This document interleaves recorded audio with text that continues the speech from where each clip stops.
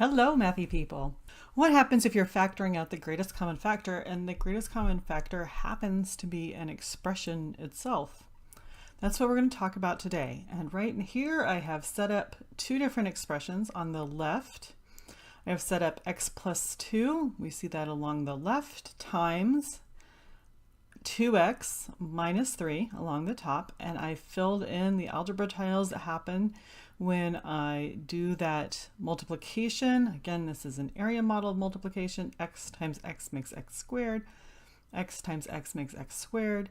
-1 times x makes the opposite of x, and so on and so forth. And on the right hand side, I have x plus 2 times x plus 1. What happens if I take that and I add them together? Remember, adding in algebra tiles is accumulating them all together. So let's get rid of the frame here. Adding in algebra tiles just means accumulating together. So when I put this plus sign between these same two expressions, all that means is I'm going to put them together in the same algebra tiles workspace. But notice that since they were both x plus 2 tall, the whole thing is still x plus 2 tall. All we've got is a new expression that still has x plus 2 as a factor out front. And what has happened is that really my new expression is 2x minus 3 wide plus an additional x plus 1 wide.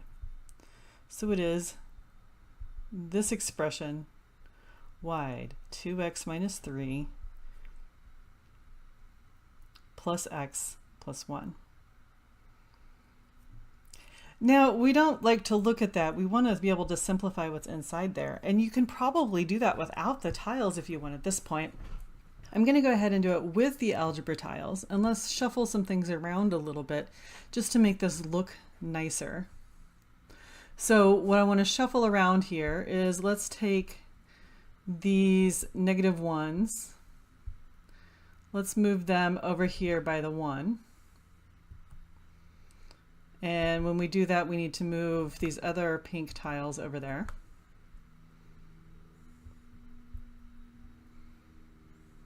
And then let's close that gap, since we know that they're all together in one big long added expression.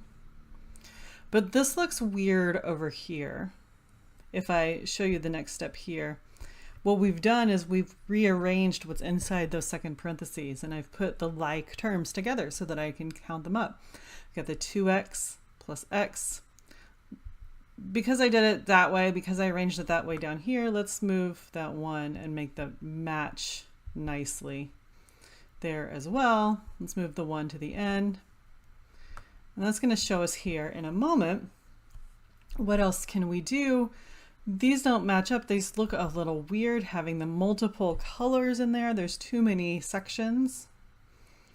But what happens if I combine one of those negative columns with this positive column? It all zeroes out. And now I have x plus 2 along the left-hand side times 3x minus 2. And what happens if we have two expressions added together that both share a same factor? We can factor that factor out, whether it is an expression or a number. This has been Math Teacher Barbie, and you've got this.